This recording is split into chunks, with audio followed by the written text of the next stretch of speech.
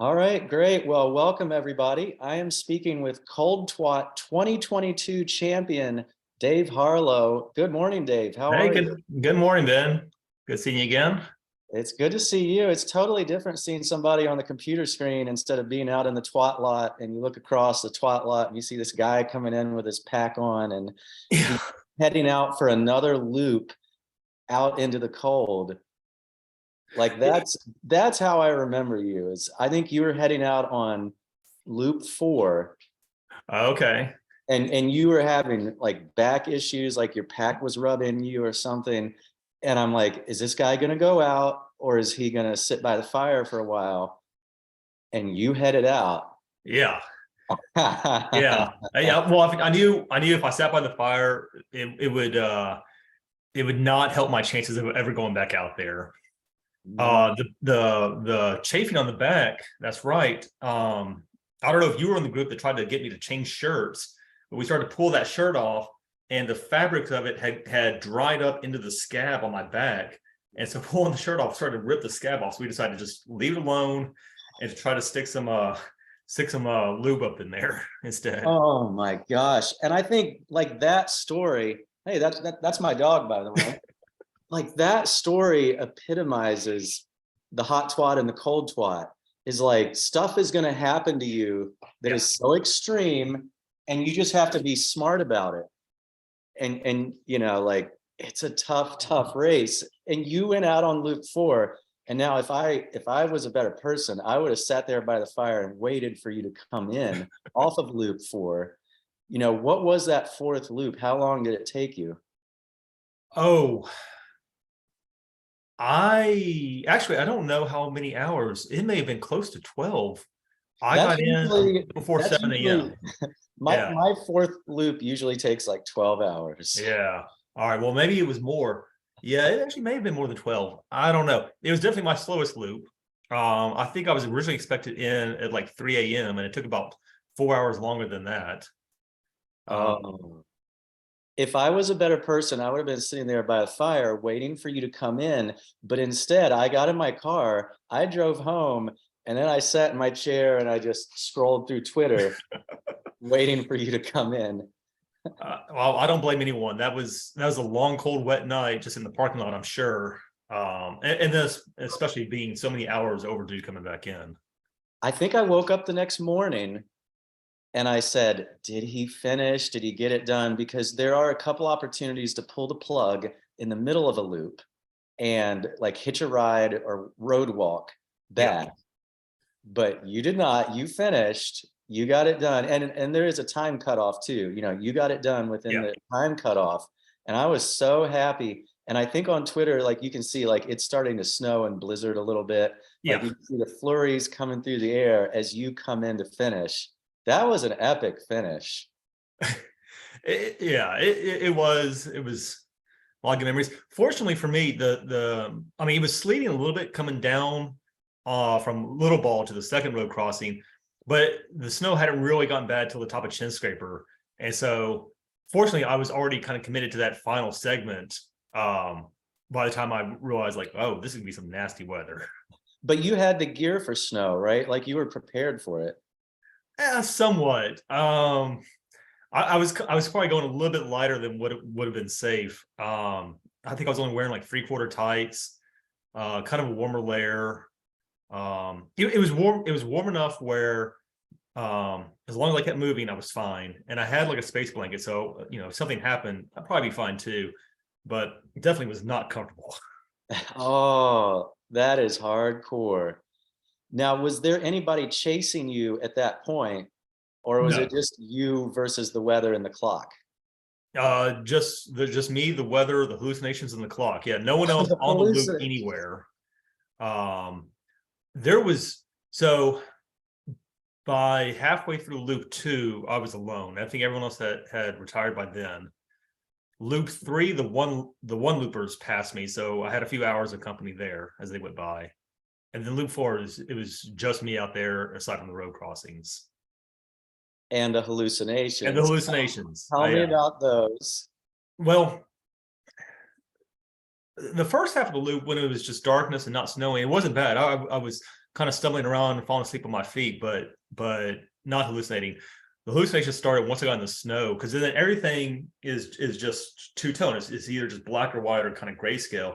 So already visually, it's a little bit unusual to see. And then you add in just being that tired, and then too the softness of the snow kind of like muffled all sounds. So it's like I can see kind of like this black and white landscape in front of me, but I don't hear anything around me except wind.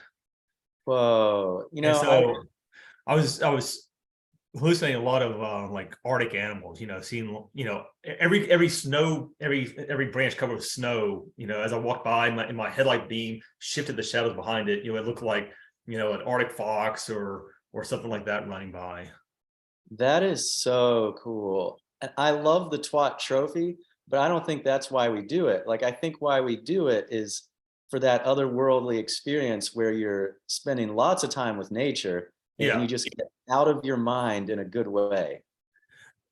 Yeah, for sure. And the loops are long enough and they take long enough where it doesn't feel, I mean, it feels like a loop race, but not like a monotonous loop race. Like, it really does feel like a journey, even though you're just coming back to the same point over and over. And I think it's that journey atmosphere that I really like, because each, like, your mental state and your physical state and what you see and experience on each loop is so different from the previous loop every time. Yes, and the weather might be different and the daylight will definitely be different Yeah. because sometimes you have a night loop and a day loop. Yeah, Yeah. it's not monotonous. Cool. Well, take me back to the starting line. How did you feel lining up with the other runners on the starting line? What was going through your mind? I was really happy that we had pretty good weather for the start. Some years at Cold TWOT, overnight temps might be like single digits. You'll have crazy winds. You might have a lot of snow built up on the course. And this year, at least on Friday and the first night, it was going to be really mild weather, like above freezing overnight. I think I wore shorts the entire race until the fourth loop. And so, like the previous year in 21, I came out, that was the year of the like 12 inches of snow and ice on the course. And It was insane. yeah. And so, it's always a gamble of like, well, which weather are you going to get when you go out there? And so I thought, okay, this is my third attempt at 4 loops. This is really good weather, so don't squander this opportunity. I think I felt more confident. I failed at it a few times, so I kind of knew like what kind of things can go wrong. Just kind of what headspace to be in going out there. I was mentally prepared to just be out there for 48 hours. Hopefully it won't take that long, but it's one of those things where if you set your goal to be 30 hours or 36 hours or something like that, and then once you're not going to reach that, you have to then deal with that disappointment as well. So it's like, what, we're not gonna have any ambitious goals. We're just gonna aim to finish. And if it takes all 48 hours, you don't have anything else to do. There's no other place that you need to be. Just be out here. Yeah. How was the first loop? The first loop was great. That may be the fastest TWOT loop I've ever run. Had some company off and on. Felt good to be kind of up near the front of the pack, because usually I'm trailing way in the back. Felt like I ran a really smart loop, not pushing too hard, but getting it done quick enough to build up a little bit of buffer, just so if I slowed down over loop 2 or something, that I would still be in a good place. Like even the sections that I sometimes find really difficult, like once you come down Chin Scraper, you have sort of a really long section up on that ridge, and then that I sometimes find it feels like mentally it just goes on longer than I expected to. And then those boulders when you're coming down Lookout Mountain, I've struggled there a few times, just since it's a little bit more yeah, the footing's a little bit more difficult, and by that point you're getting a little bit tired. But I cruised right down that, and I think it was one of the only times I've come in from a loop and thought like, wow, I'm really eager to go back out on a second loop. Like, I feel strong and I don't have to like really fix a lot of problems right now. Nice. That's what you want, that confidence builder for the Yeah. first one. then did the confidence get destroyed later on? Tell me about the other loops. Well, so loop 2, it was slower. I came in a little bit later than expected, but um, I would say for in any 100-mile race or any kind of race going overnight, I struggle a lot staying awake overnight. But I came in drowsy, but in a pretty good spot. I felt like, if I got an A+ in the first loop, then maybe the second loop's about a B+, A-. So that's pretty good. I'll take it. It left me enough time to get an hour of sleep and not feel like I was squandering time. Really the confidence, loop 3, I still felt good. I was really starting to get pretty sleepy, even despite the daylight. But I felt confident. I found out by that point that I was the only person on the course. It was one of those like, well, if you just finish, then you've won. Oh, I know that feeling. Yeah. And really, I think it was once I got through that first night. The first night, really, I had never gotten onto a third loop, and I only finished a 2-loop once before. And so I think really coming in from that second loop, having enough time to rest a bit, and go out on that third loop and start the third loop before the sun came up even.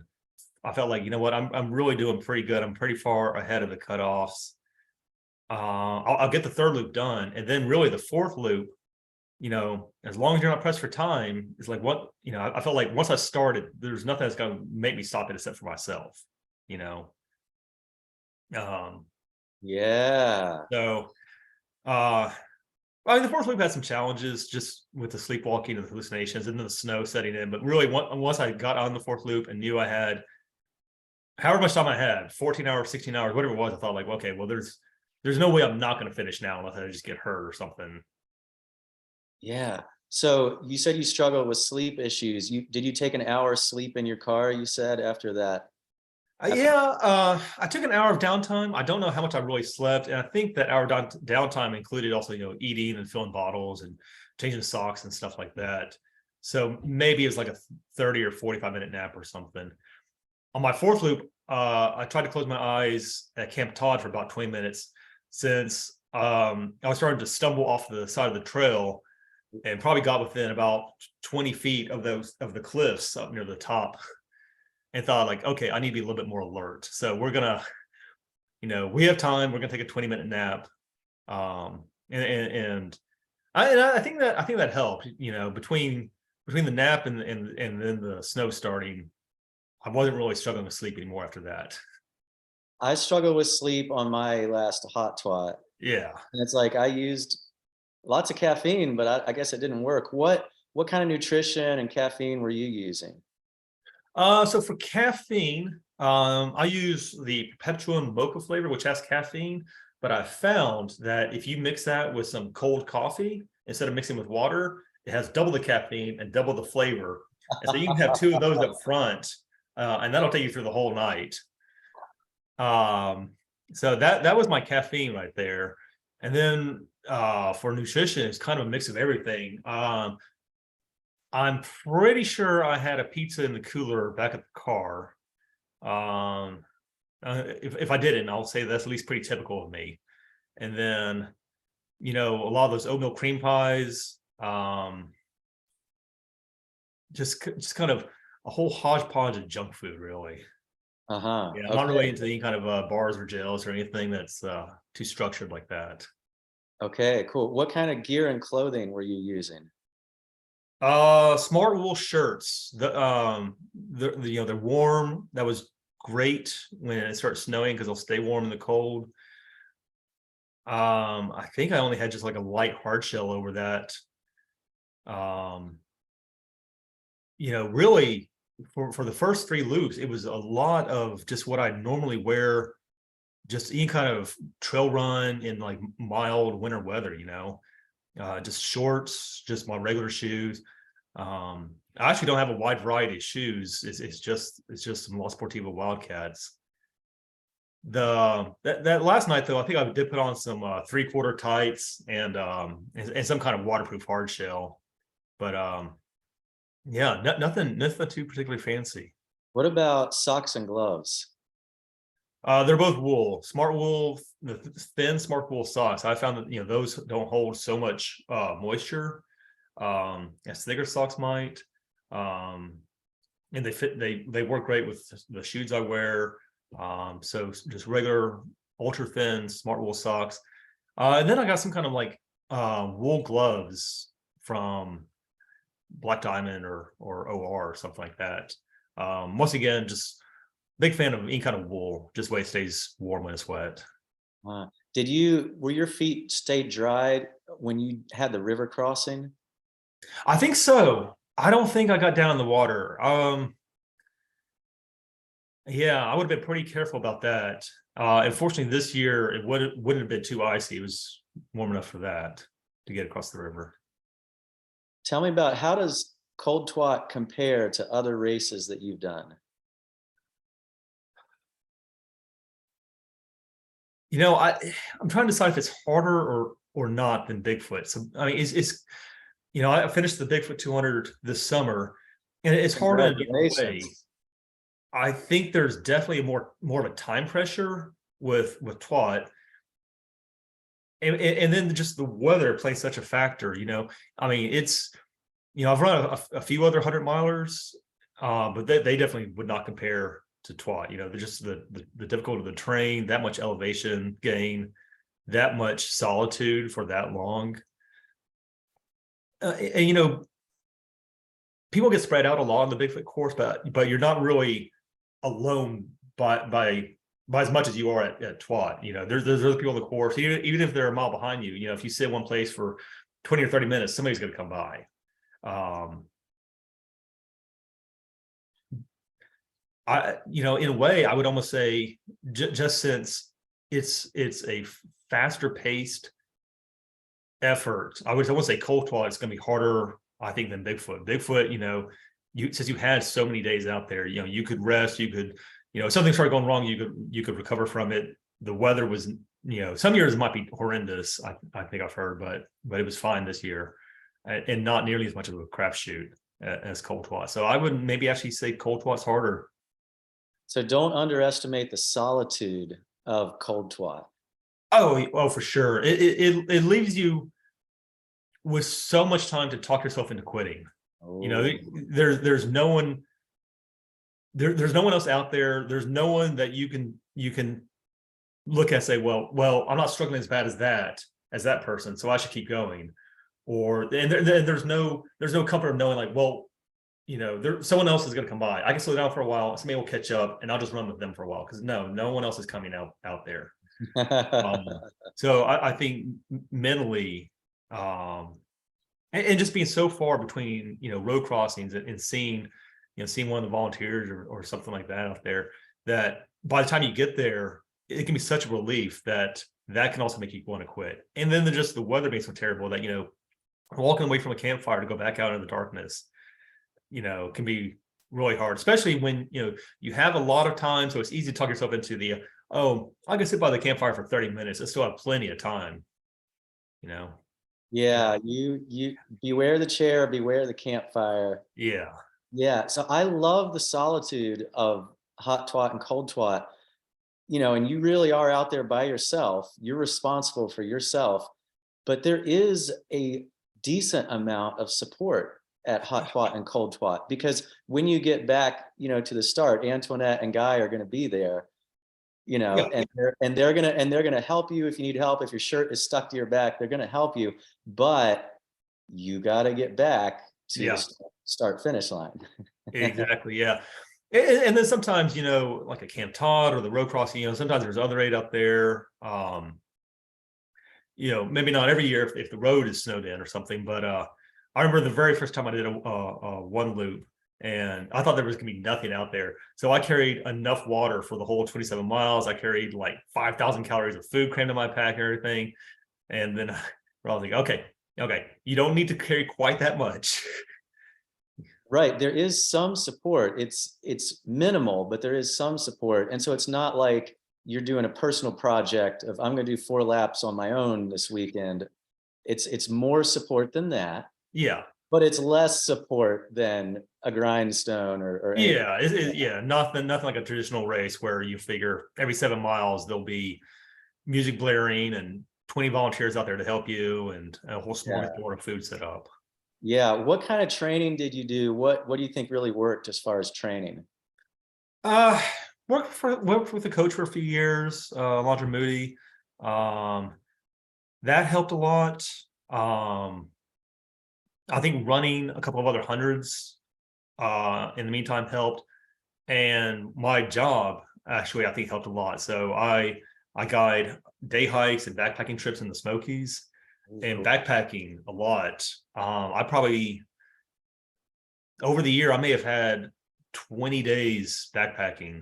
And as a guide, you're carrying a whole lot more weight because you got to carry different backup gear, redundancies, some of the emergency stuff because you're going to be looking out for other people too. So my pack would probably be in the 55 pound range.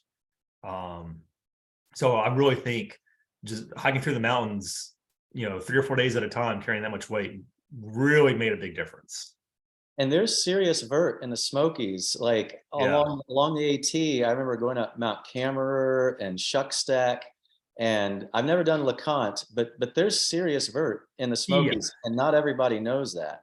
Yeah, definitely. We'll route our backpack itineraries to be net downhill. Try to start in one of the higher areas, and you'll still end up with 7,000 feet of gain or something, and that's the downhill direction. Whoa, yeah. So vert is good for training. Yeah, I do like the trophy. How did you like getting that trophy? I didn't know that it existed. Actually, I don't Yeah. think I had ever heard of it or seen a picture or anything. Um, it was fun. It was kind of cool, like finding hidden stuff inside. The whole handmade feel of it, and then the fact that you pass it on. So it's not ours to keep or anything. So just that think about everyone who's had it before, and then everyone's going to have it in the future and stuff. There's some really cool traditions and really awesome runners who have gone through hot twat and cold twat. Yeah, Yes. and you have that travel trophy, and you do think about that. And I'll be bringing it back to the next person and for cold twat in February. And it's going to kind of hurt to give it up, but I love knowing that this is this cool underground race that not that many people know about it, but some really cool people know about it. And you're just a part of this really neat group of people. So I love that trophy. What do you think about the kind of vibe of minimal support and you're on your own?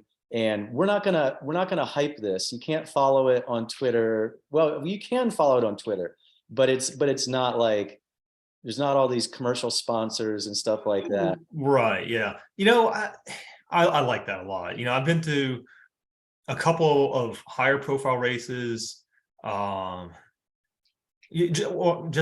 had like 400 people in the race or something, and had a shoe sponsor, and I've even been to 1 or 2 races that had like I Run Far coverage out there, so it's getting some like national media attention. And sometimes it's fun, sometimes it's more of a distraction. I really like the small low-key atmosphere.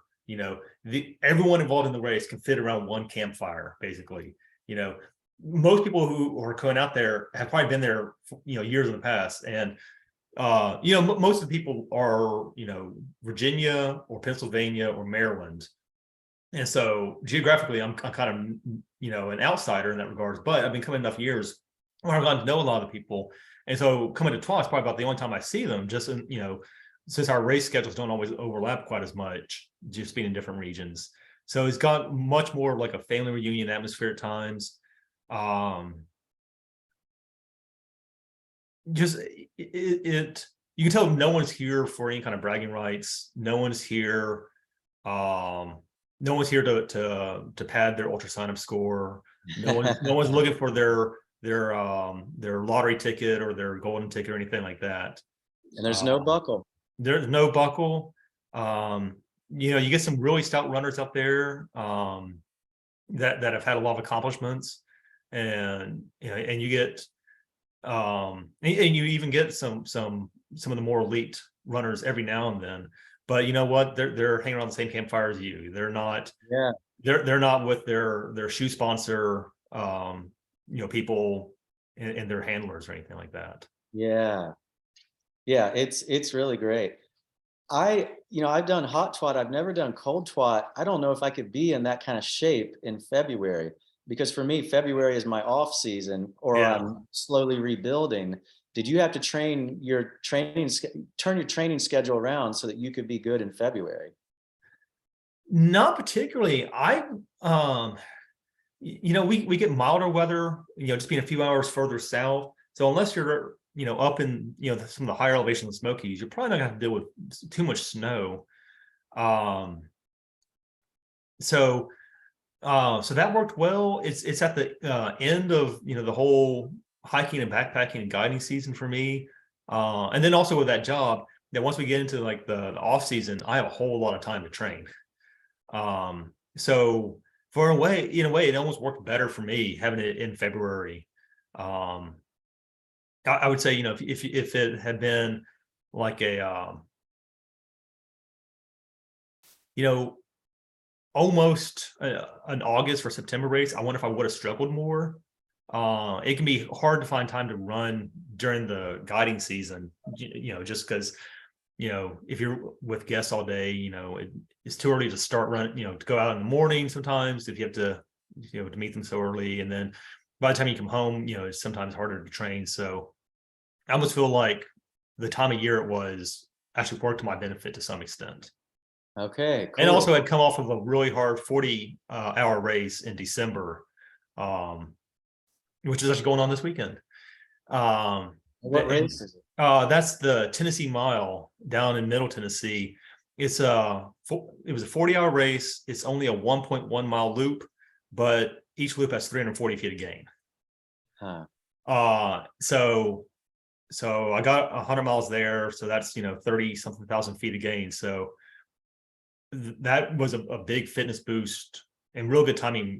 Being about 6 weeks or something before cold twat, or close to 2 months. And also that kind of gave me the confidence of, there's a whole lot of aid on that course being a 1 mile loop, but, and the train's not as maybe as difficult as far as just the ruggedness of it, but it's just as steep, and the elevation gains just as much.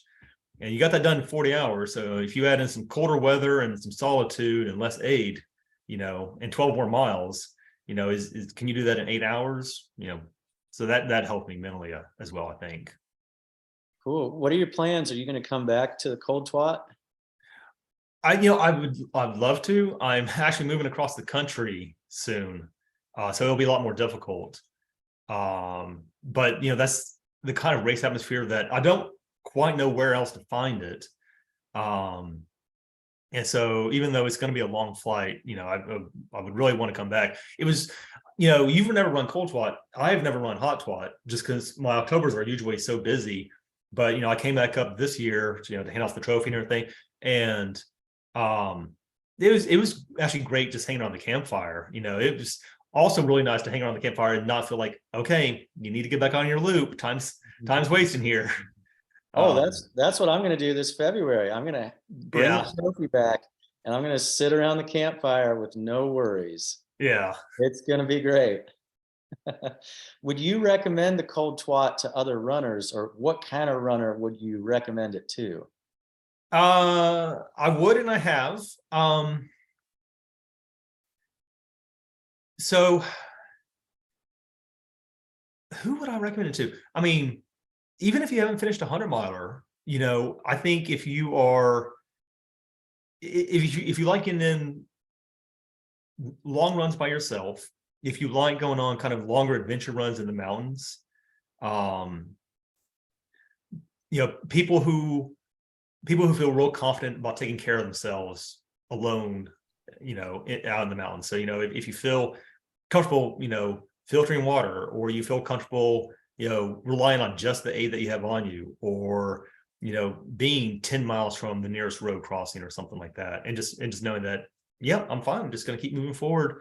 I think that's kind of who I'd recommend it to.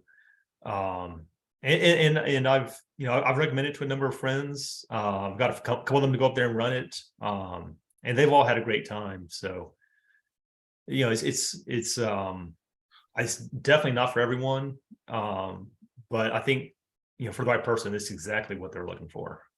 Yeah, and I've recommended it too. The Wild Oak Trail, in my opinion, it's a national jewel, and not that many people know about it, which I kind of like, because then it's not crawling with people. But yeah, But like, don't miss it. Like, it's incredible.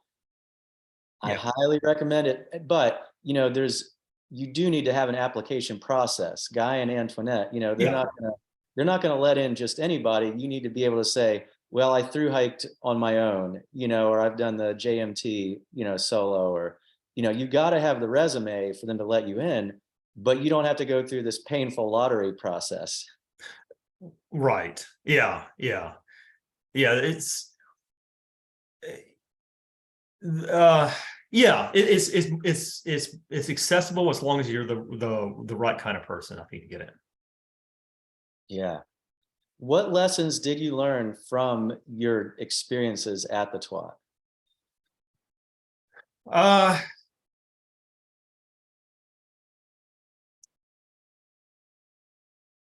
I think, when I mentioned, mentally I was prepared to be out there for the full 48 hours. I think just preparing myself mentally for a longer effort,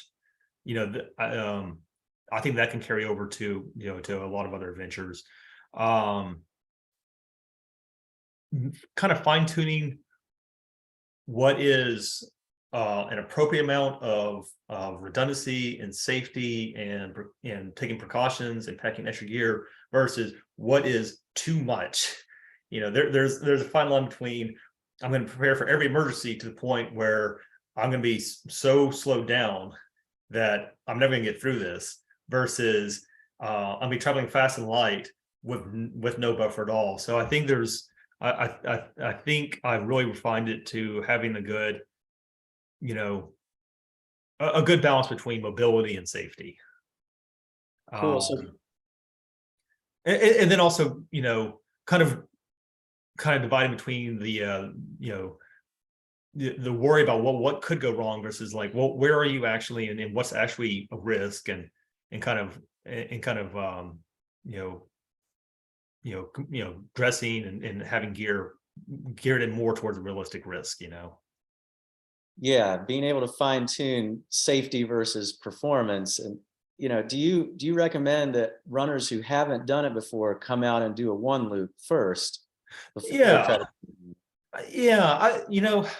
I did a single day loop. I did a single night loop before I signed up for my first 4 loop effort. I think that helps a lot. I'd run in the mountains, but I was kind of caught off guard about that loop. Just the steepness of it, and there's just something a little bit different about that than I had experienced. So I would say, depending on what level of experience, if you can get out there for a one loop first, I would think that helps a lot too. Cool. Yeah. Well, I've always thought about that race. Like, you really do need to be prepared, because not all of it's going to be well maintained, and you might make a wrong turn. You have to understand, it's not marked. There's not an orange streamer Yep. every 100 yards on this race. Did you have any trouble? Did you ever get lost? And did you have a GPX track on your watch or anything like that? I had a GPX on my phone. I've never been lost. Now I got to say, the very first time I ran it, it was sleeting, and so I was a little bit worried, especially kind of on the last third of the loop. You get to some of those gravel roads. There's no blazes there, and so there's not really, until you get to a sign eventually, there's nothing to really assure you that you're actually on the trail. But it was sleeting, and I could see footprints in the snow, so I thought, like, okay, someone else is going this direction, and there's no footprints going in different directions, so probably I'm okay. So even even at night, even while hallucinating, even while sleepwalking, I've never gotten lost. And it was a little bit interesting, doing the all four loops, because I started to recognize small things that I had been by before in previous years and never noticed. Uh, I forget who I was running loop one with, but he has a particular rock that he sits on at the top of Mount Hankey every time and just sits for about 30 seconds. And that became like a landmark that, you know what, you pass this rock and you're done with this climb. And then it was, you pass this particular gnarly, twisted tree. And that's mentally I know where I am. Or coming down from Lookout Mountain, it's like, okay, once I get to the last boulder and there's a switchback that I know it's only a mile and a quarter or something to the paved road right before camp. So there were all sorts of like little landmarks that I started to notice, and they were good confidence markers. Even in the snow, when I couldn't see the trail, and I was checking the GPS quite a bit there, just since it all started to look very unfamiliar. And so in some of the forested areas, if the trail bed was pretty shallow from the surface, the whole forest floor looked pretty uniform. So it wasn't really always obvious where the trail was, but there were enough little like middle landmarks where I could see something I recognized. Good. I know that trail so well because I live here. Yeah. I live a 25-minute drive away from the TWOT lot, but I see something new every time I go out there. So it's really not a monotonous loop. Like every loop really does look different. And Yeah. on a training run, I have been lost before. It was in the night and I was going up Little Bald and I just made a wrong turn.